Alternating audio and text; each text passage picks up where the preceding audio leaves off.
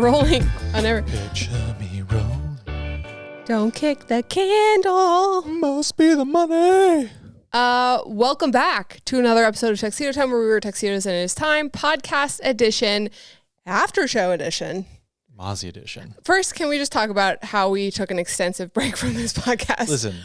It's been busy. Better late than never. Yes, it's been busy, but now we're back. I don't know if this is going to end up being like I'd love to post this podcast every 2 weeks, but it's really difficult to stay on top of the films and the series and the DVD extras. Well, we were on our friend Maddie's podcast. We were. If you guys want to check that, I'll leave it in the show notes, beckyandchris.com/podcast. See, okay, I'm getting back into it now. Whatever episode this is. Whatever episode, thank you. So today we're doing the Aftershow edition. If you guys are new here or you saw our short film and you just started watching, the Aftershow edition of the podcast is where we deep dive on the behind the scenes of a big project on our channel, kind of, after show. And we're going to talk about this book that we made, which the pre-order is now closed. So thank you to everybody who pre-ordered the book.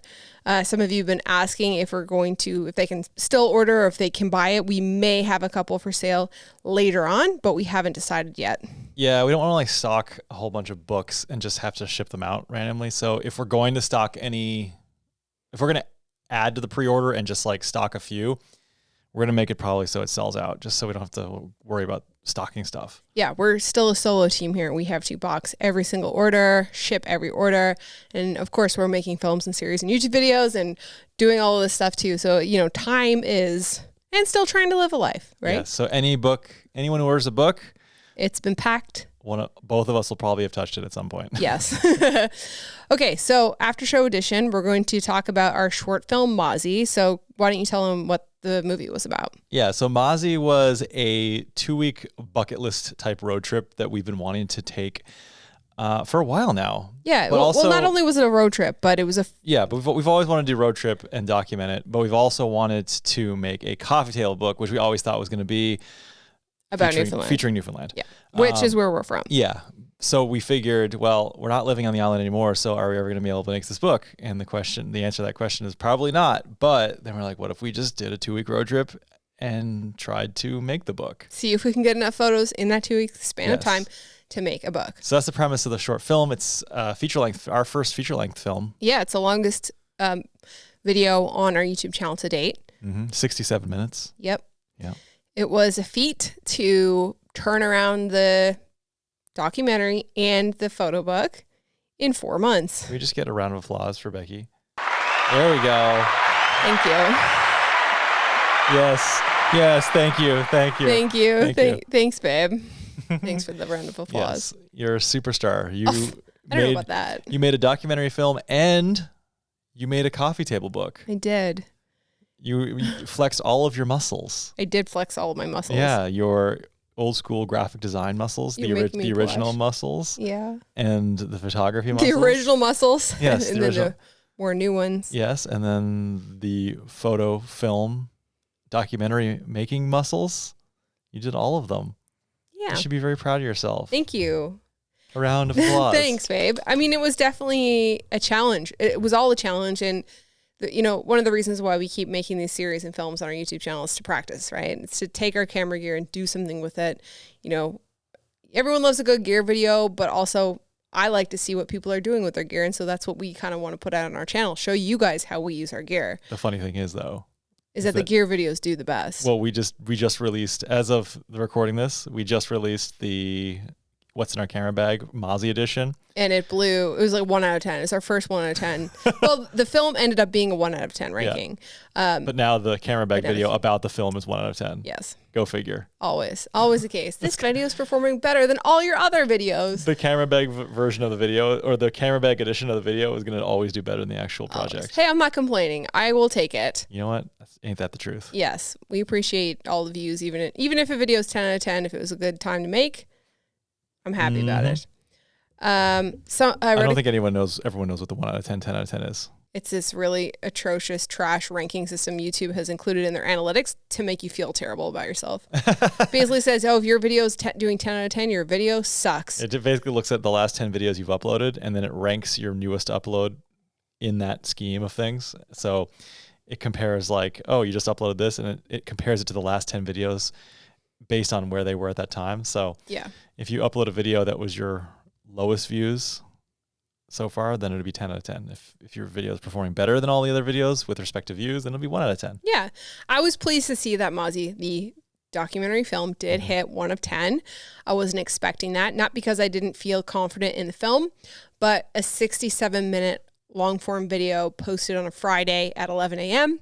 I was just trying to manage my expectations of what that was going to look like. Well, it initially started at 8 out of 10. It did, which is still better than 10 out of 10. And that's including a short little trailer video that those usually always do crap. Yeah. Like short little tiny videos. So like it really was probably last place initially. Yeah. And it climbed the ranks as soon as the weekend went through, because I guess people were watching it over the weekend. They're like, oh, I'll probably save this because it's 67 friggin' minutes. Yeah. So they probably saved it, and then it slowly climbed the ranks, and then eventually after the weekend it was 1 out of 10. It was, which was really nice to see. It was Yeah. exciting. It's always nice when you put an extraordinary amount of work into a project to see it doing well, and to see you guys like actually enjoying it and sharing it and commenting it on it. And, you know, I love reading the comments where, you know, you guys have felt something, whether you cried, whether you laughed, whether you were angry as well. Like those, that makes me happy. That type of feedback makes me super happy. It's nice to see the video performing well.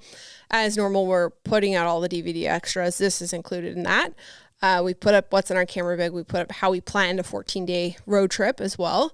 And we've got a couple more coming out before we head into our next big project, which I've been working on. Into our next project? Head into our next project. Which direction? North, maybe? Head north into our next project. Ooh, spoiler alert. Spoiler. First of all, let's talk about some of the challenges that we faced during this project.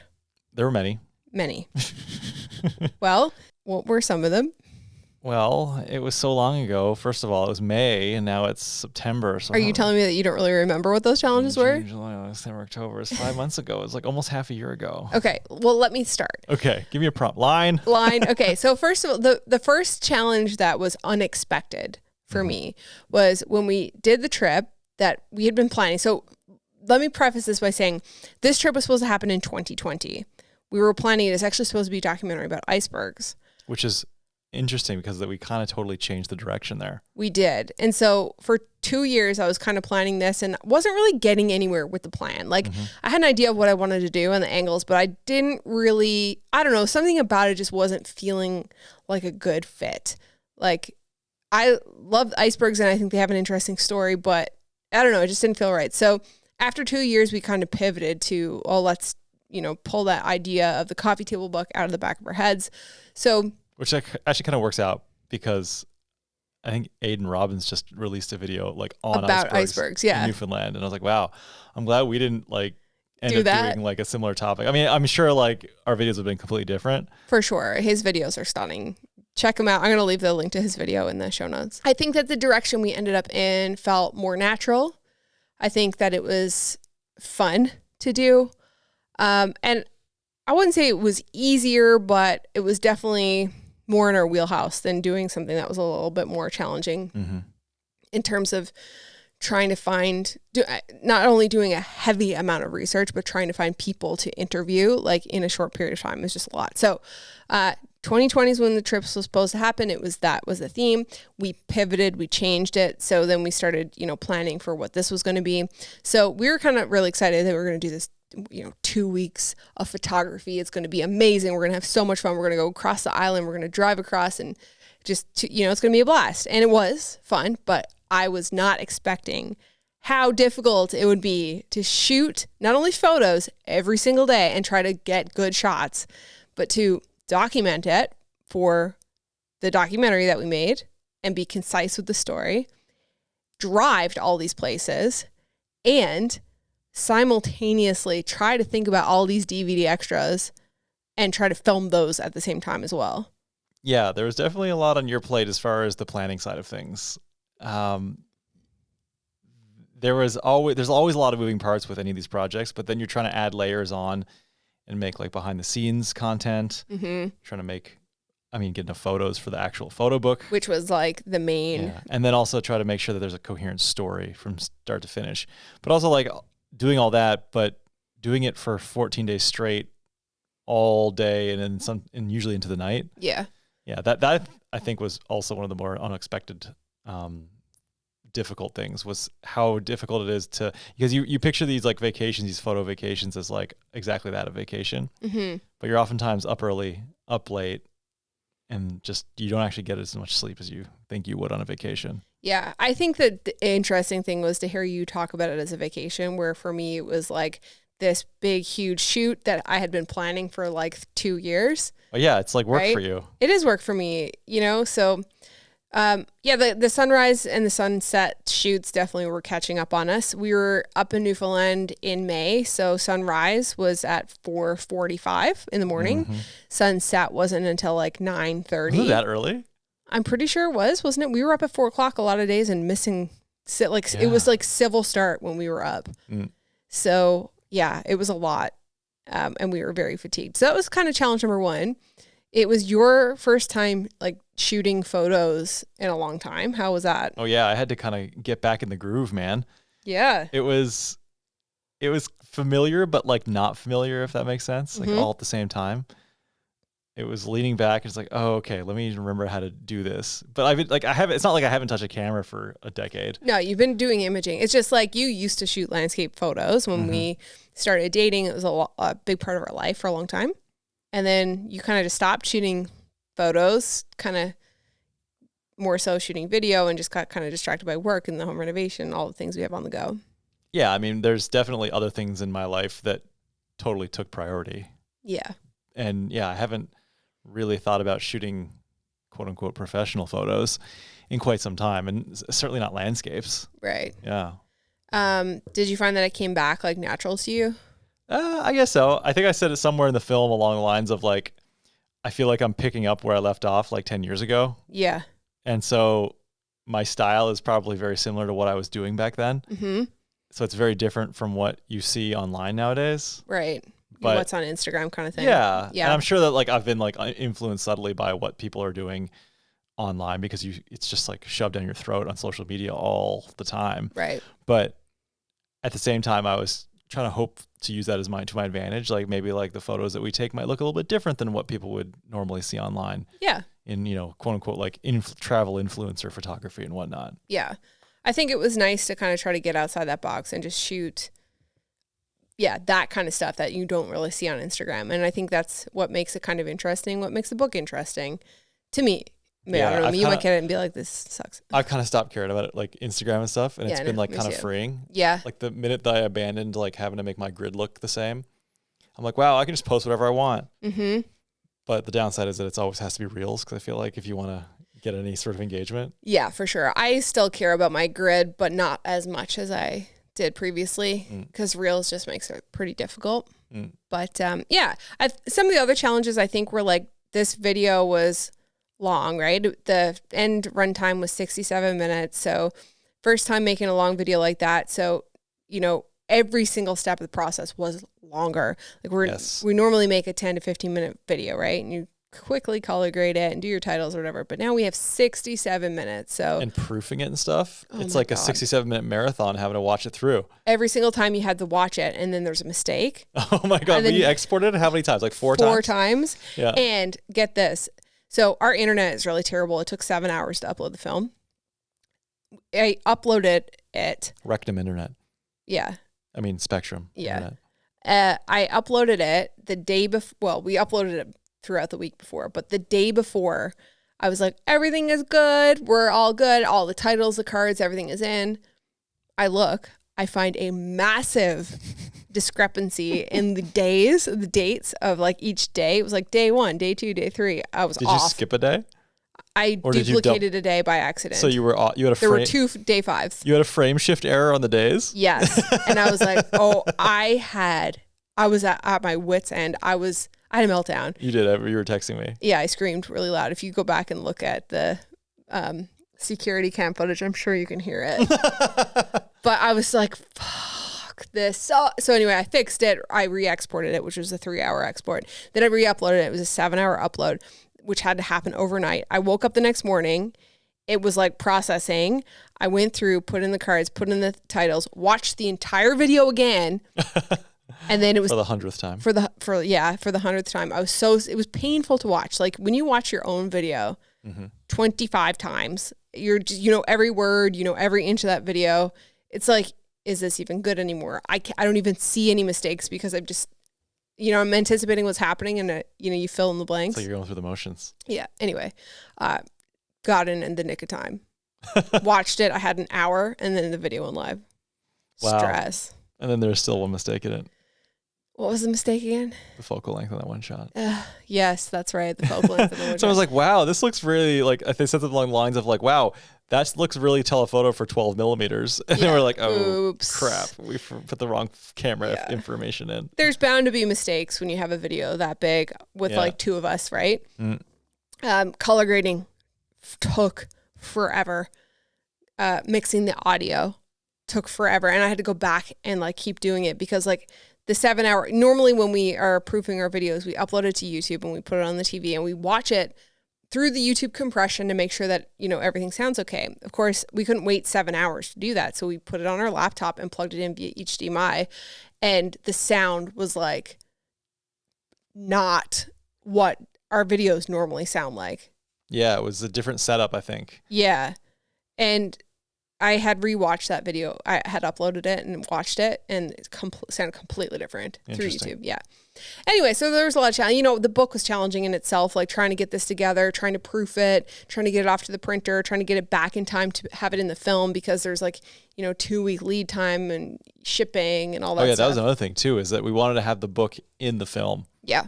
And that added another layer of complexity too. I mean, I guess, granted, we did the whole project back in like May, so yeah, we had plenty of time. Well, speak for yourself. Plenty of time to make a documentary and design an entire book from scratch, edit every single photo, go through, cull the photos, get them all exported. Yeah, there's thousands. How many photos were there? Do we get a final count?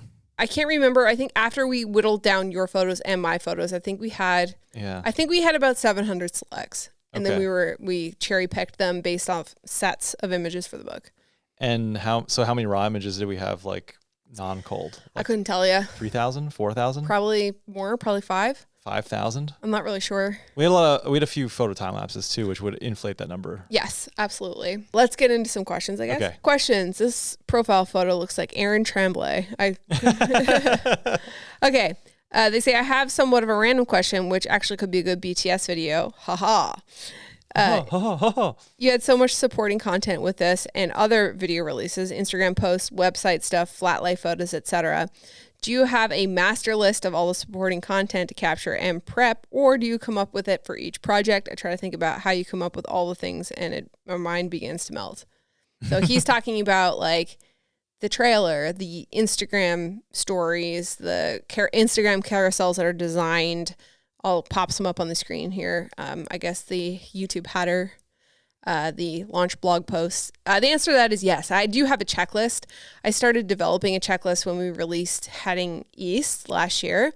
You've got like a standard set of items that are going to be the same for all of the series, just branded for that series. Yeah, exactly. So it's like each one will have their own design based on the brand of the series. But yeah, Instagram story post, launch post, Instagram story trailers, Instagram in-feed trailers, Instagram carousels, Instagram reels. And you tease it like a week before. Yeah. So I have like, okay, on like this date, this goes live. On this date, these things go live. And so I basically make a content schedule in Milanote. Shout out to Milanote. You're a Milanote power user. I'm a Milanote power user. And I make a content schedule there and just say like, these are the things that go up. So I have a master list of all of the things. And then I make a work back schedule where those things go live. And that covers like everything like you just said, like the Instagram posts, the trailer, etc. Yeah. But also like you always roll out with a branded header for the YouTube channel. Yes. For each big project. Yes. And then you also will then do, I guess, project specific behind the scenes content nuggets. Mm-hmm. You know, like for this one, I mean, for most of them, we'll do what's in our camera bag for that specific trip. Right. Because every trip we do has a different camera bag configuration. Yeah, it's different gear because we're using, for this one specifically, we took everything. Right. You can find that. It's linked in the show notes as well. This was our heaviest kit. Heaviest kit because we were shooting the photo book. We needed everything. Yes, all of our lenses basically. Yeah, so we like to do the what's in my camera bag for each one. For this one, like I knew ahead of time, we're going to do a set build video. We're going to do how to plan a trip video. And as we were doing the trip, we were doing a behind the scenes vlog, and there were a bunch of little stories that popped up during the trip that I was like, okay, I don't see this fitting in the film for what I planned, but this could be a separate video. And then you were talking about your FPV stuff a lot. And I was like, okay, we can make this into a separate video. So on the fly, as we were there, we were like coming up with video, like DVD extras during the shoot. Whereas like some of them we knew ahead of time we were going to do. I like to put up a launch blog post and change the header on our website as well to reflect the YouTube header and the project that's kind of the project branded specific header. Yeah, I don't think anyone really cares or like looks at our website, but I don't know. It brings me joy to do that. Yeah, that's the graphic designer, the marketing agency, ex-marketing agency worker here. Exactly. It's funny because like as we were doing this project, like turning around a book like this is a significant amount of work, but it's something I used to do all the time at the marketing companies, or like when I was doing freelance. Like a brand would come to you and be like, "Hey, I need this thing done." Sometimes it was an annual report. Sometimes it was something else, and they need to turn around really quickly. So you're busting your balls trying to get it done. So working in a tight time period, doing page layout is something I used to do all the time. This was no different than what you normally did for design. Exactly. No different, except for it was more fun. It's more fun. Designing for yourself is also a challenge, but also fun. And then having to edit all of those photos yourself. Did you find that you almost got into like a little bit of a sort of almost like a stalemate with yourself, which oftentimes you can get in when you're making your own things and you've hyped everything up so much and then like you just don't know. It's like, is this good enough? Oh yeah. Is this like what the vision was? Mm-hmm. And then you just get paralyzed with it. Yes. Not really with the book, but with the film 100%. I think because I was so in it, the book I was pretty much was able to turn around fairly quickly. And I was using some of your photos and my photos. I think if it was all my photos, I would have been more paralyzed. But it was fun to use your photos. But for the film, definitely. I was like, I don't even know if this is good. I don't even know what this is about. Did you feel bad that you had to use my photos? No. Why? Because what? You thought they were not great? Maybe there was some that weren't as good as yours. Excuse me. You had some of the best photos of the trip.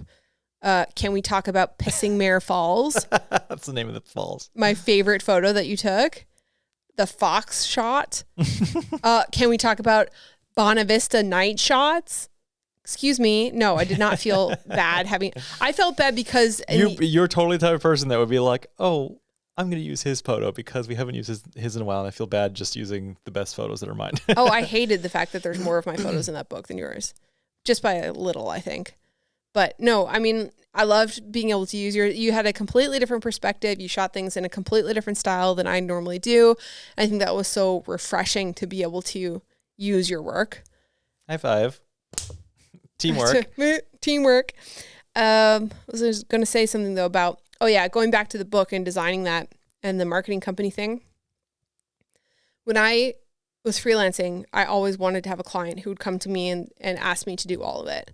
Like design me page layout, design me branding, design me signage, design me social media posts. And sometimes it would work out and sometimes it wouldn't. And a lot of times the client would have a different vision than you'd have. And then, by the end of a project, you're like, oh, this is not what I wanted to design. Right. But now I can be that client for myself, which is why I do the blog posts and the headers and like all that stuff. Because it brings me a lot of joy. It's like I'm that client for myself. You can see the vision through to the end, start to finish, design all the assets exactly how you want. Exactly.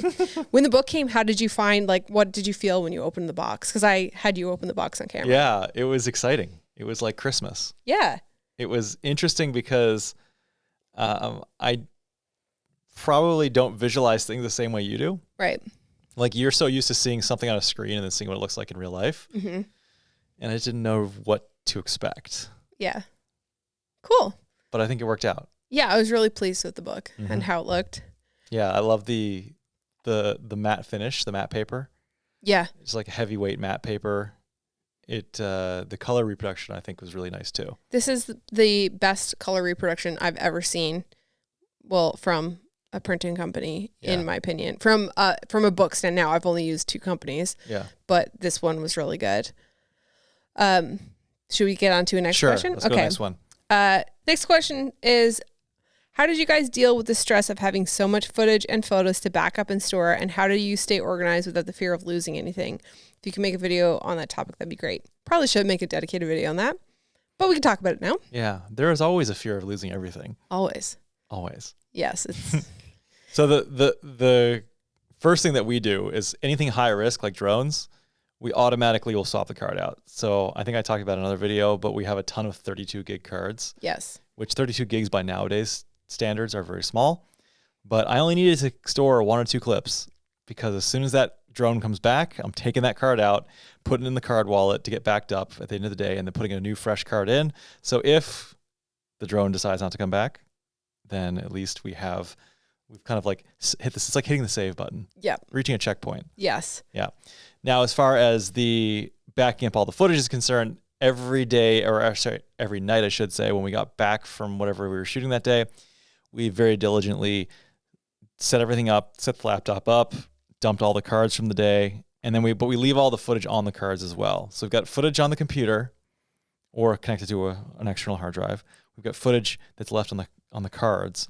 And then when we go out the next day to shoot, we'll either leave the laptop in the hotel separate from us. If we get robbed and our cameras get stolen, then the copy of the footage on the cameras is gone, but we have a separate copy elsewhere. Or if our hotel gets broken into and the footage on the laptop gets stolen, we still have all the footage backed up on our cards. Yeah, so that kind of gives us a bit of peace of mind. Yeah, and obviously it will protect against any corrupt cards that might happen. Yes. Which, knock on wood, we haven't had in a while. No, thankfully. We're using Sony Tough Cards and ProGrade cards, and they both have been fantastic. That gives us a bit of peace of mind. And of course, when we come home, we're backing all of that footage up on our RAID towers, and then those are getting backed up on the cloud. So a lot of times we end up with, we don't format our cards right away until we've gone through all of the footage to make sure that we have all of the footage. And then even then, that stuff still kind of gets left on the laptop until we need to delete it for space, like for another project. Right. And the RAID towers that we're using is usually we're using RAID 5 arrays, which are both, we've decided to kind of go with both an archival purpose as well as working drives. And so the RAID 5 it's a multi-disk array, and it dedicates one drive to parity, so it can survive up to a 1 drive failure. And I think your biggest RAID tower has 6 drives with 5 drives plus 1 for redundancy, and it stripes the redundancy across all the drives itself, so it can survive. Basically, it's a 6-bay tower with that can survive up to a 1 hard drive failure. Yep. And then all those hard drives that we use are then backed up to the cloud. Yes. So there is a critical point where our internet again sucks so bad, and we've got probably almost a terabyte of footage here. It probably took a month to upload all that footage. Yeah. And I think that half of our cards still have footage from that trip on it. Probably. Yeah. We're heading north. Yes. Multiple projects. I just deleted a bunch of footage from the Newfoundland trip off the laptop today because I was using it to edit the Did you have helicopter to series. I was like, delete. Yeah. It's very awkward to. It's scary. Because you just think, what if? Exactly. You never know. It only takes 1 or 2 times to lose footage to be terrified. Mm-hmm. This is a tweet from Chris Jones. They say, okay, I'm so ignorant. I had no idea Newfoundland was so breathtaking everywhere. I think that Newfoundland and Labrador is such an underrated location for landscape photography and just for like general visiting. It is underrated. Is that Chris Jones, the IR?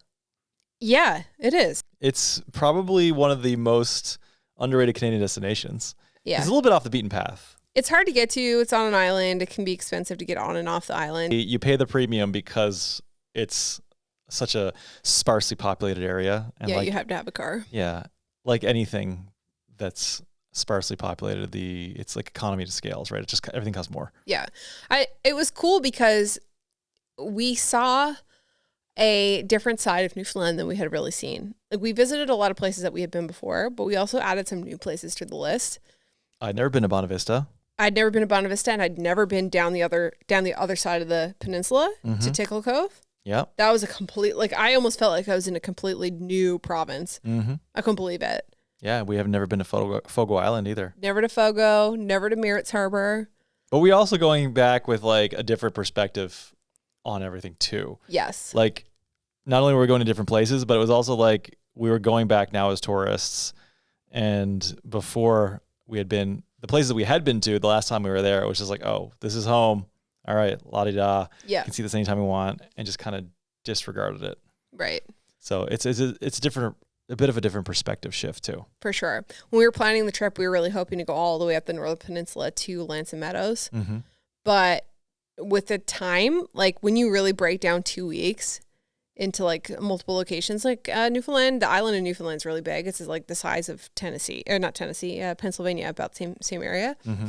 So it's, it takes 12 hours, 8 hours to drive from St. John's to Corner Brook, which is the 2 main cities, and then 12 hours to get all the way up to Lansing Meadows. Yep. From St. John's. So adding a massive drive, it's like 5 hours, I think, from Corner Brook to get up to the tip. Because I was like, let's go back to Carpoon Island, the iceberg nest that we saw on Cold Island.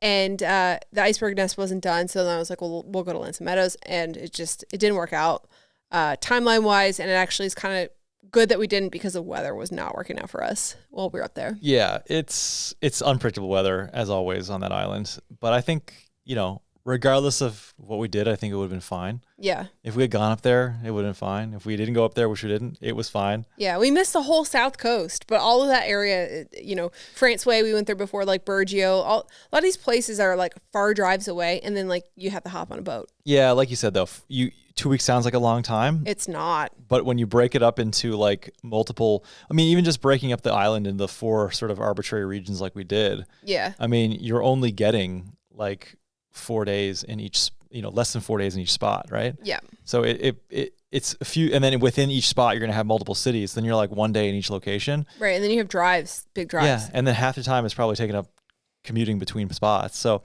it's actually not that long when you want to trying to make a representative product that represents the entire island is impossible. Yeah. In 2 weeks. But we knew that going in. We did. Right. So we tried to pick the most bang for our buck locations. Right.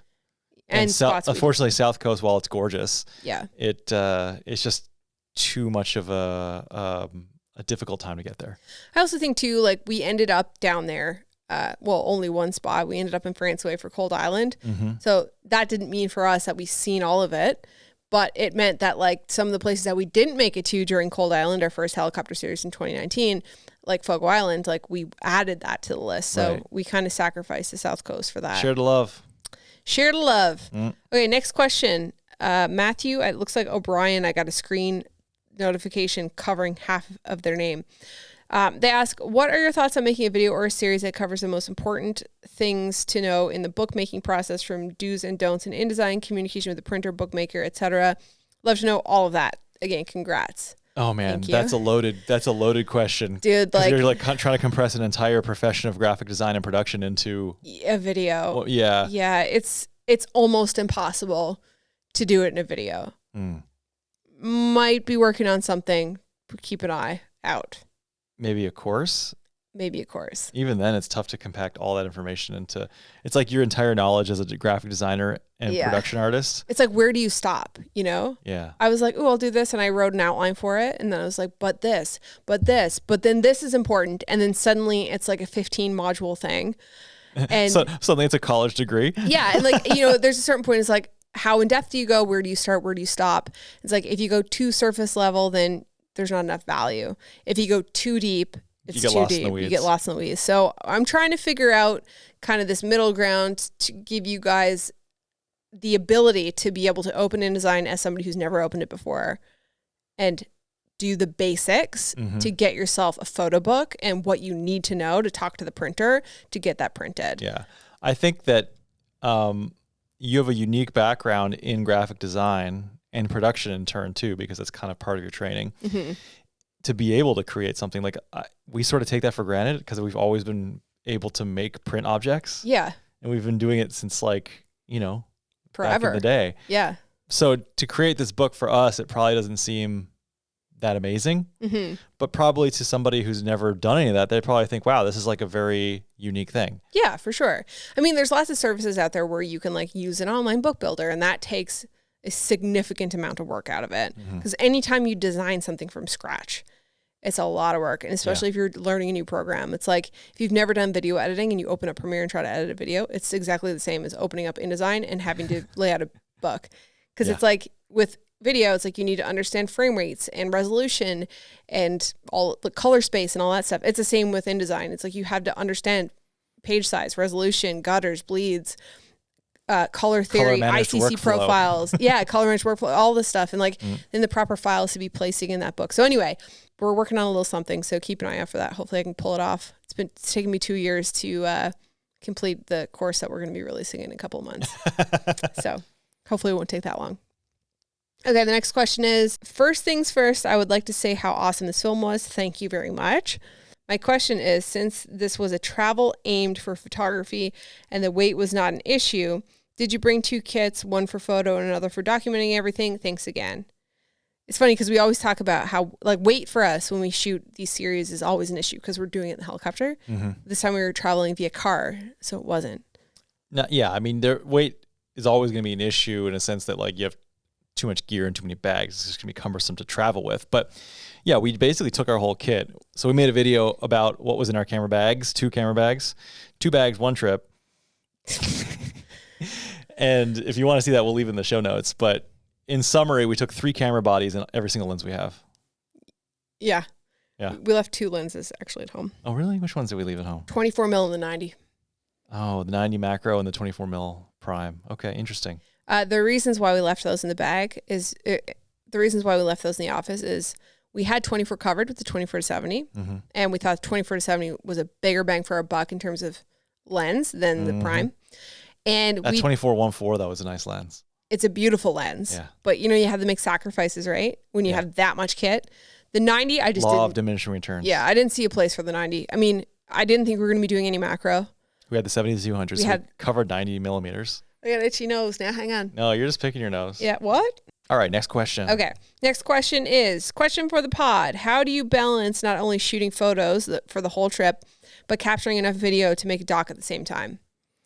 Step 1, get a wife who does both. It's Step 2, so hard. Let her do it all. Step 3, profit.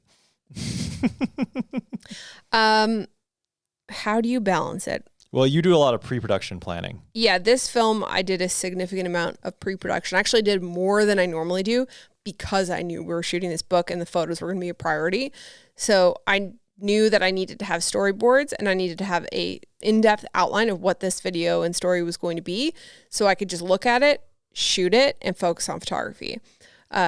Definitely there were times during the shoot or during the editing process where I was like, oh, we forgot to get this shot or missed an entire part of the storytelling.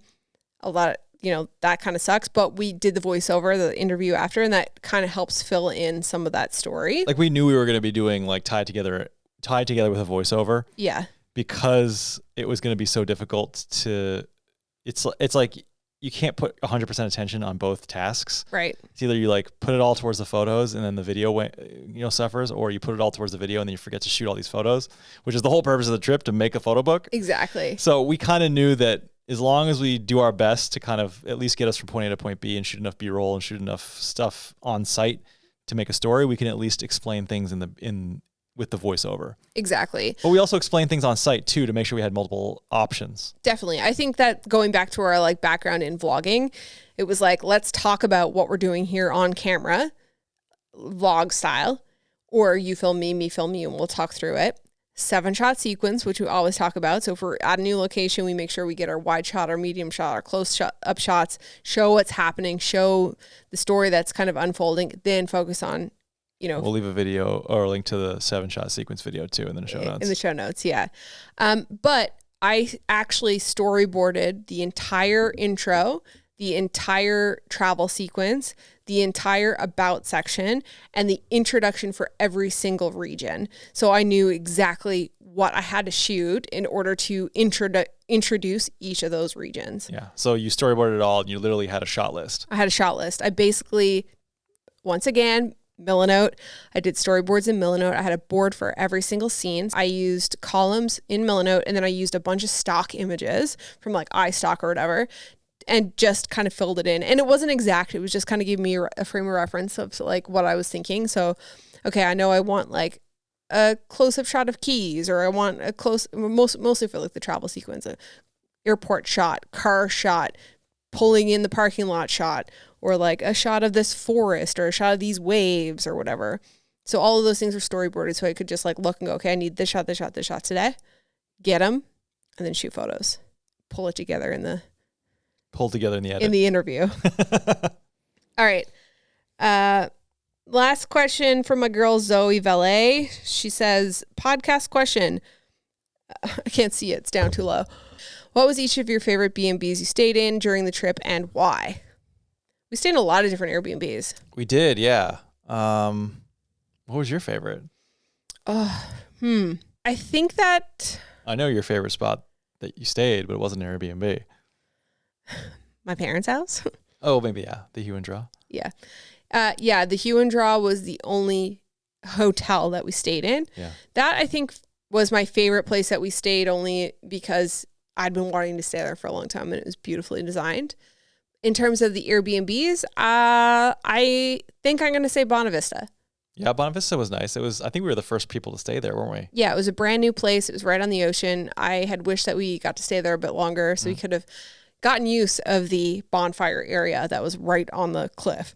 Oh, I don't know. That one was pretty cool. The lighthouse was kind of cool. Yeah. The lighthouse I liked because it was just like a neat thing to stay in. It was unique. But it was like the heat on the bottom floor didn't work. And it was freezing. And the bottom floor was where the bathroom was. Yeah. So it was absolutely freezing. Yeah. That kind of sucked. But yeah, it was neat being in like a little lighthouse. And the host was really sweet. Yes. They were all very sweet. Yeah. I think they were all good. I don't think we had one bad Airbnb experience. The one on Fogo was an awesome spot. But, you know, with Newfoundland weather and the high winds that we had that one night. Oh my gosh. It felt like it was going to blow over. Yeah, it did. And it sounded crazy. Like there was a bedroom up in the loft. And you can hear it in the video because it's an actual sound clip from the house.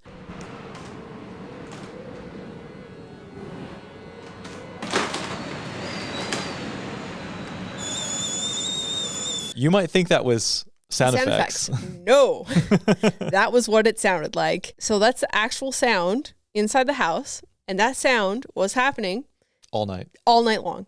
Yeah. So I slept for 1 hour up in that loft through the whole night. We were supposed to get up at 5 o'clock in the morning so we could get the 7 a.m. ferry. I hadn't slept at all at that point. So I ended up going downstairs into one of the other bedrooms, which was still pretty loud, but wasn't as bad. And I slept for like an hour and a half in there. I think I probably slept broken. Meanwhile, I'm dead to the world. I don't even realize you're gone. Yeah. Oh my God. And then you came out and I think you were saying like, we're going to sleep in. And I was like, okay. Yeah. I was like, I can't get up and do this right now. I'm going to be sick all day and I'm going to lose a full, and we did lose a full day because of that. That's okay. It worked out. It was fine. Yeah, it was all, but it was a cool Airbnb at the location. You found all your little artist studios, right? Yeah. I think Fogo Island was awesome. I like I think every little region had its own little feel. Every region had something to offer, didn't it? Yeah. You know what other place I thought was really magical? Elston. Yes. Yeah, that was a nice little spot too. Yeah, especially because when we went there. What was the capital? This is what capital? Root cellar capital of the world? Yeah, I believe so. That didn't end up in the video, but. No. It's in one of the DVD extra videos. But we showed up there and it was the Puffin viewing site. Also the root cellar capital of the world, I guess. And we met some fellow YouTubers. We did, yeah. Where were they from again? Germany? Somewhere not here. Yeah, they were road tripping across the island of Newfoundland in their van. Yeah. And then like a week later, we saw their van driving on the highway, like on the West Coast. It was so random. Yeah. I was like, oh my God, that's those people. Well, I guess when you have 1 2-lane highway. Yeah, I mean, where else are they going to be? Yeah. Yeah. Anyway, so we were going to this puffin viewing site to try to get some shots of these puffins. Apparently, they're the most active in the morning and in the evening. So we show up, and there's just beautiful golden light, and it's just magical. Like, I have these magical memories of it. And but she didn't get any puffins. No puffins. No puffins. And my hands were freezing. But we went back the next day. They're so small, the puffins. They're so tiny. They're really hard to shoot. I didn't really get a good picture of them. No, there's no pictures of puffins in the book. There's not. That was a fail. I got one picture that I had to crop in, and I was like, this picture's not great. Yeah. And didn't one of the photographers that we follow online, was it Tom Cochran? Posted, I think it was Gord Follett, wasn't it? Someone posted like an amazing picture of a puffin, like filled the frame. It was Ray Mackey. And I was like, God, I can't put a puffin picture in this book. The ones that we got were just subpar. The light wasn't great. It was a super crop. It wasn't that sharp. Yeah, we'll throw it in a video, but it's not going to be in the book. Yeah. You know, it's hard when you're filling a book. It's like you want to pick your best images and the ones that kind of have the sense of place. And we had to cut a lot of pictures didn't make the cut. Didn't make the cut, and the puffin didn't. But yeah, I think it was Ray Mackey, and I was just like, I can't. This, how? There's some really good photographers from the island. I was just gonna say Newfoundland is filled with fantastic photographers. Yeah. Phenomenal. There's another girl, Kara O'Keefe, I think her name is. Whew. So good. So good. Okay, let's see. One thing before I have a couple questions to ask you, a little quiz, if you will. We're gonna play a little game here we go. before we go. But is there a jingle for this? There's no jingle. Yeah, okay, so before we play this little game, I just wanted to briefly chat about the shipping costs and just apologize for the insane cost that was those shipping prices. Like, that was the lowest and slowest rate that we were offered. And a lot of the other... You're apologizing for something you can't control. I know, because I got a lot of emails and a lot of messages and a lot of like people who were wondering if they could get it cheaper and slower, and it was just not possible, and it's just out of my hands, and it just feels really shitty to not be able to get a better price. I wanted to apologize. I wanted to let you know that that was the slowest and cheapest we were able to get, and I wanted to say thank you for those who still went ahead and ordered despite the insane shipping costs. Yeah. And who ordered anyway, even, in the US with normal shipping costs. You guys really came through for us and blew our goal like way out of the water. Yeah. Like 7x. Yeah. I couldn't believe it. 7.5x. So thank you for... I thought we'll probably sell maybe, it's like, should we get 100 books or should we push and get 200 books? We were going to order 100 books and just put them up for sale. Yeah. And they were like, why don't we do a pre-order? Because I think this would be easier. And it just we'd never done a pre-order before. It was a big question mark for us. We had no idea. We didn't know what, And I think it was like, we were talking, we're like, well, Sarah Dici does pre-orders on most of the merch drops I've seen that she's done. And we've had businesses in the past where we've gotten merch and then have been stuck with a lot of merch. Yeah. I didn't want to get stuck with hundreds of books. Oh my God, yes. I was so scared of that. Yeah. So anyway, thank you guys. We appreciate you. Thank you. You guys are the best. Okay. I want to play a game. On to my quiz. What is this? The quiz for... I'm going to ask you 5 design-related questions. Okay, here's the thing. In this relationship, we all know that I run the social media, I do the video editing. Chris taught me how to do video. I am a graphic designer. I do the design. Chris knows how to use After Effects. He does all of the animations. That is the one kind of tasks that we don't really switch back and forth on. We don't overlap on. No. Video editing, photography, photo editing, doing audio, we overlap on all of the things. You can do a little bit of design. That's a negative. I understand keyframes. I don't. So anyway, because we made the book. For animating? For animating, yeah. Use After Effects? I opened After Effects. I mean, let's not be real. I'm not like an After Effects power user by any means. Well, you made all of our maps, so thank you. Oh, you're welcome. Thank you. So I have 5 design-related questions here. I'm just curious. I wanted to know if maybe you knew what these things are. It's like what I asked Becki, helicopter-related questions. Exactly. So tables have turned, motherfucker. It's my turn to quiz you. All right, bring it, Peckham. Okay.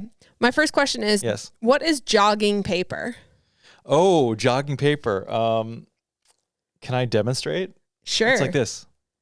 And then it makes like a little wave in the back, and it makes them all even. Yes, you are correct. Winner! When you take a ream of paper and you jog it so that all of the edges become perfectly lined up and straight. And then once they're perfect, then you can put it in a cutter and cut it. And get your bone folder out. I do love a good bone folder. Okay, ding. Oh, man, I remember all of these things is coming back from when you were in design school. You were in college. Okay, do you know what a bleed is? A bleed, yes. That is the part of the paper. That's part of your layout that you want to, if you want to have an image that goes off the edge of the page. Do you know what that's called? Bleeding the image. Well, I'll accept it. It's called a full bleed. A full bleed. Okay. Yeah. Okay. So if you want a full bleed, so you want the image to be bleeding off the paper. Bleeding off the paper. You can't just put the picture to the edge of the paper because there's likely going to be a little line there. So you have to give the printer some margin for error to cut. Yes. So you cut on the bleed. Your bleed gets cut. That's right. Via crop marks. Usually that bleed is 1/8 of an inch. Or 1/4 of an inch. Correct. Good job.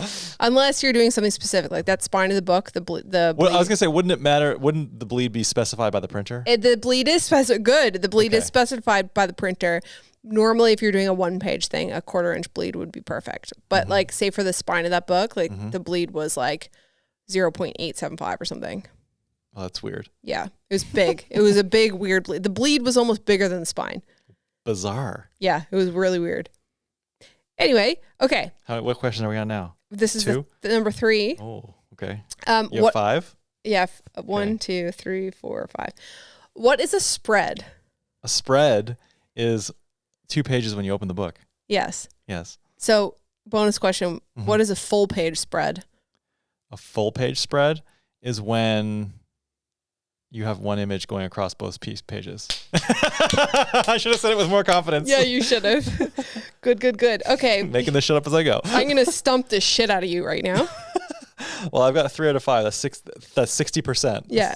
That's pass. Okay. I could not answer any more questions. I still passed. Do you want to see a full page spread? Is this a sexual innuendo? Here is a full page spread.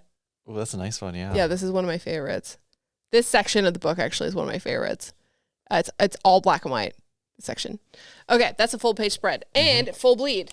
The image goes off on all sides. Wow, you might as well add a spot varnish to that to go full all out. Wow, that wasn't even on the list. Thank God. You would have ruined the question. Okay, the fourth question. The fourth question is, what are facing pages? What are facing pages? Yep. I think this has to do with how the layout is interpreted in your layout program, because the problem with when you look at the electronic document, it's like page 1, page 2, page 3, page 4. But when you make a book, you've got like little tiny small little mini bundles of paper that it's like little mini books inside that make up the full book. So the way you do your pagination will maybe determine what pages are facing each other. Like page 1 is not facing page 2. Page 1 is facing like page 48. That is correct. But that's not what a facing page is. Oh, okay. Facing page. My fat fingers. I need to add a fart sound effect in there. Facing pages is when you're setting up your document in InDesign. And so you have your pages, right? Each individual page. So you can choose to set it up as just single pages or facing pages. So it shows you 2 pages as a spread side by side. Facing pages. So I should have just said what I thought. I was like, 2 pages that face each other. Duh. Yes. That's it. I thought you were going to get into fancy stuff. Okay. Well, my next question is fancy, and this might fuck your brain a little bit based on your answer just then. Okay. What are printer spreads? Printer spreads. I feel like the answer to this question is more in line with what I just gave. Printer spreads are going to be the difference between the actual, like what the order of the pages would be in for the book versus what they would be in if you were proofing them like what we did, where we printed off page 1, page 2, page 3, and just looked at them in order. Kind of. The answer is exactly what you said before. So the printer spreads are going to be... Oh, the printer spreads are the out of order ones for the book. Yes. Oh. The way that they actually get printed. So that when they're... partial credit for that? You get partial credit. So when you fold them, they're correct. So reader spreads would be basically it printed as if each individual page was there. So with a printer spread... reader spreads is what I was talking about just then. Yeah, exactly. Okay. Yeah. So reader spread is going to be where all your pages are in order. Printer spread is going to be where all your pages are out of order. So you might have a page that has page 1 and page 40. Right. And then the opposite side would be page 2 and page whatever the math is 39? On that. 39 or whatever. I don't know, whatever. Because after they're folded, and I guess it would... paginate in your mind? No, I can't. Call yourself a designer? I definitely rely on software for that. But, depending on how they're printed, if they're going to be like case bound or saddle stitched or whatever. So what was my score? 70%. I think I would give you a solid 70%. Solid 70%? Do you know what? That's not good enough for Christmas in my Asian household. Do you know what saddle stitching is? I'll give you a bonus question. Bonus question? How many points is it worth? You can get 100 if you get what saddle stitching is. Saddle stitching? Yeah. It's when you are it's an Well, it's let me just say it's an alternative to perfect bound. It's one of those. It's definitely one of those. It's an alternative to perfect binding, and it's basically where you have all your pages and then you stitch it down the middle and then you fold it. Yes. Saddle stitching. Saddle stitching. Answer. Yeah. Sometimes. 100% winner. Christmas in the Asian household again. Nailed it. The reference to that is that my mom once told me when I was in grade 7 or 8. She's like, if you get any B's on your report card, there's no Christmas. And I came home crying because I got a 79 in math, and 79 is a B in this school system, and there's no Christmas. Wow. And my mom was like, honey, I didn't say that. I was like, yes, you did. Oh, and to this day, mom still denies that she ever said it. Really? Yeah, she definitely said it. There's no way that I would have just made that up. If I came home with a 79, I would have gotten a cake. Yeah, see. So that would have been celebrated. That's a great mark for me. I think like A's and B's were different in my school system. Because in our school system, I think that maybe we just had different brains and different expectations from our parents. Riverwood Middle School in Kingwood, Texas. Okay. From 90 to 100 was A. Yes. A B was 80 to 89. Okay, yeah. A C was 75 to 79. A D was 70 to 74. And a F was 69 and below. Oh, wow. Yeah. You get an F. Okay, so if you turn in a paper a day late, it's a 50 automatically. 2 days late, 0 automatically, and you still are responsible for the paper. Jesus. Yeah, very strict system. I'm pretty sure that below 50 for us was a fail. 50 to 60 was a D. 60 to 70 was a C. C. 70 to 79 was a B. And 80 to 100 was an A. No, 80 to 90 was an A. 90 to 100 was an A+. That's what it was when I moved to Canada. I got C's and B's and sometimes D's and every now and then an F. And that is why I had a tutor for every single subject. No, I was going to say that's why I have mommy issues. No. I'm just kidding, Mom. I love you. Oh, that's sweet. I think it's time for those chocolate chip cookies that we have upstairs. Yes. Thank you guys so much for listening to this episode of Tuxedo Time. And if you haven't checked out the film, it's linked in the show notes. BeckiandChris.com/podcast, whatever episode this is. Thank you so much to everyone who watched the film, commented, liked, shared, bought a book or didn't buy a book, whatever way you supported us. I was just amazing that people would spend 67 minutes and watch it. And then some people said they watched it multiple times. You have no idea how much that means to us because this was so much work. But you know what? It worked out. It was a huge time commitment, but yeah, it was really nice to see your support. So thank you so much for supporting us. We appreciate it. And hopefully we'll be back soon with more podcasts. Yes. We have a lot of after shows coming up for something next. Okay, bye. Love you, bye.